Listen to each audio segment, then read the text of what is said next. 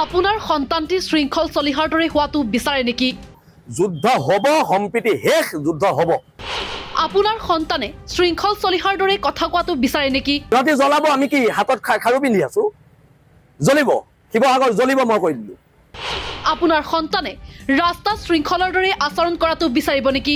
দম আছে যদি তহঁতি আহ লাগিবলৈ, ক'ত লাগিবি কবি। মন্ত্ৰী বিধায়কৰ সন্তান ওলাইছেনে মিয়া খেদিবলৈ? চৰকাৰৰ কাম কিয় জনতাৰ হাতলৈ ঠেলিছে? নিজৰ ব্যৰ্থতা ঢাকিবলৈ আৰু কি নকৰিব মুখ্যমন্ত্ৰীয়ে? জাতিৰক্ষাৰ স্বয়ম্ভূ ঠিকাদাৰ শৃংখল চলিহাই হেনো শিৱসাগৰ জ্বলাব।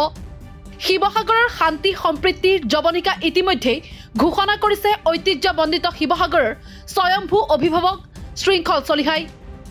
মুকলি যুদ্ধৰ আহ্বান জনাইছে শৃংখল চলিহাই। শৃংখল চলিহাৰ ভাষণ আৰু আহ্বান শুনি যদি আপুনিও উত্তেজিত হ'বলৈ আৰম্ভ কৰিছে, তেনেহ'লে এবাৰ নিজক প্ৰশ্ন কৰি চোৱা উচিত। আপুনি আপোনাৰ সন্তানক শৃংখল চলিহাৰ দৰে হোৱাটো বিচাৰিব নেকি? বিচাৰিব নেকি শৃংখল চলিহাৰ দৰে কথা কোৱাটো? বিচাৰিব নেকি ৰাস্তাই ঘাটে আস্তিন কুচাই মাস্তানৰ দৰে কাজিয়া কৰি ফুৰাটো? আপুনি নিজৰ সন্তান নিশ্চয় এখন গণতান্ত্ৰিক দেশৰ এজন দায়বদ্ধ নাগৰিক হোৱাটোৱে বিচাৰিব, যিদৰে প্ৰতিগৰাকী মন্ত্ৰী বিধায়কে বিচাৰে নিজৰ সন্তান উচ্চ শিক্ষিত হওক, পৰিণত বয়সত উপযুক্ত সংস্থাপন হওক। কিন্তু সেইসকল মন্ত্ৰী বিধায়কে আনৰ সন্তানক শৃংখল চলিহা হোৱাটোৱে বিচাৰে, যিয়ে নাগৰিকৰ দায়বদ্ধতাক পাহৰি দিব পাৰে যুদ্ধৰ মুকলি হুংকাৰ, যিয়ে নাগৰিকৰ সৈতে নাগৰিকৰ সংঘাতৰ জুই জ্বলাব পাৰে। শাসক পক্ষই সেয়াই বিচাৰিছে। সেই সংঘাতৰ জুইত নিজৰ ৰুটি সেকিবলৈ উদ্যত হৈ পৰিছে ৰাজ্যৰ শাসক দল। সেইবাবে মিয়াৰ আগ্ৰাসনক কেন্দ্ৰ কৰি বিশেষকৈ উজনি অসমত সংঘাত সৃষ্টিৰ অহৰহ ষড়যন্ত্ৰ ৰচনা কৰা হৈছে। প্ৰতীকীভাৱে এই সংঘাতৰ কেন্দ্ৰবিন্দু কৰা হৈছে আহোম যুগৰ সুদীৰ্ঘকালৰ ৰাজধানী শিৱসাগৰক। উত্তেজনা আৰু হাহাকাৰৰ মাজত পাহৰাই পেলাব বিচৰা হৈছে এই একেটা দলেই তিনিবাৰকৈ নিৰ্বাচনত ভোট বিচাৰিছে বিদেশী বহিষ্কাৰৰ নামত। এই একেটা দলেই দুবাৰকৈ ৰাজ্য চৰকাৰ গঠন কৰিছে বিদেশী বিতৰণৰ নাম লৈ। 16 मई के बाद ये बांग्लादेशी बिस्तरा बोरिया बांध के तैयार रखे।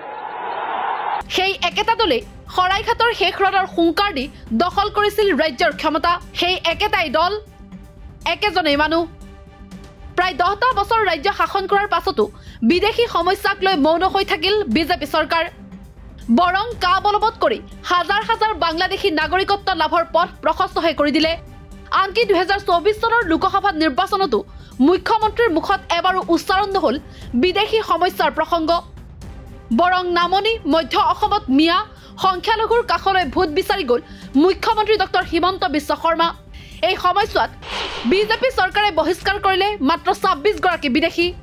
হিমন্ত বিশ্ব শৰ্মাৰ আমোলত বহিষ্কাৰ মাত্ৰ 6 গৰাকী বিদেশী। অৰ্থাৎ দুবাৰকৈ ৰাজ্য শাসন কৰিও বিদেশী বহিষ্কাৰ কৰিবলৈ পাহৰি থাকিল বিজেপি চৰকাৰ। এইবাৰ 2026ৰ কাষ চাপি অহাৰ লগে লগে বিজেপিয়ে অনুভৱ কৰিছে যে সহজসাধ্য হৈ থকা নাই সমাগত নিৰ্বাচন। সেইবাবে আকৌ এবাৰ সংখ্যালঘু অথবা মিয়াৰ প্ৰসংগক লৈ উত্তাল কৰি তুলিব বিচৰা হৈছে উজনিৰ ৰাজনীতি। মুখ্যমন্ত্ৰীয়ে নিজেই কৈছে যে উজনিৰ শেহতীয়া পৰিস্থিতিৰ আঁৰত তেওঁৰেই হাত আছে, কিন্তু মুখ্যমন্ত্ৰীয়ে কোৱা নাই যে তেওঁৰ কাৰ্যকালত বহিষ্কাৰ হৈছে মাত্ৰ 6 গৰাকী বিদেশী। অৰ্থাৎ নিজৰ ব্যৰ্থতা ঢাকিবলৈ এইবাৰ সৃষ্টি কৰিব বিচাৰিছে নতুন এক উত্তেজনা। মোৰ মতেদি জাতীয় সমস্যৰে মাত মাতিব লাগে আৰু ইয়াৰ পিছত আৰু সুযোগ নাহে। খালি আইন হাতত ল'ব নালাগে। আইন হাতত নোলোৱাকৈ জাতিয়ে যিমান পাৰে সিমান আন্দোলন কৰিব লাগে এনেকুৱা ধৰণৰ ঘটনাৰ বিৰুদ্ধে। মুখ্যমন্ত্ৰীয়ে ঠিকেই কৈছে, আইন বলবৎ কৰাৰ কাম চৰকাৰৰ।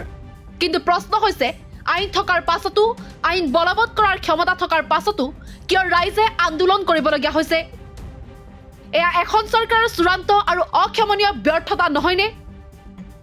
ৰাইজক আন্দোলন কৰিবলৈ দি মুখ্যমন্ত্ৰীয়ে স্বীকাৰ কৰি লোৱা নাইনে যে বিগত 10টা বছৰত অসমৰ খিলঞ্জীয়াক সুৰক্ষা দিয়াত চৰম ব্যৰ্থ হৈছে বিজেপি চৰকাৰ। আৰু সেই ব্যৰ্থতা ঢাকিবলৈকে সৃষ্টি কৰা হৈছে নতুন এক উত্তেজনাৰ। তাৰ মাজতে কৌশলেৰে বিদেশীৰ বিৰুদ্ধে ৰুজু হৈ প্ৰায় 70,000 গোচৰ প্ৰত্যাহাৰ কৰি তেওঁলোকৰ নাগৰিকত্ব লাভৰ পথ প্ৰশস্ত কৰি দিয়া হ'ল।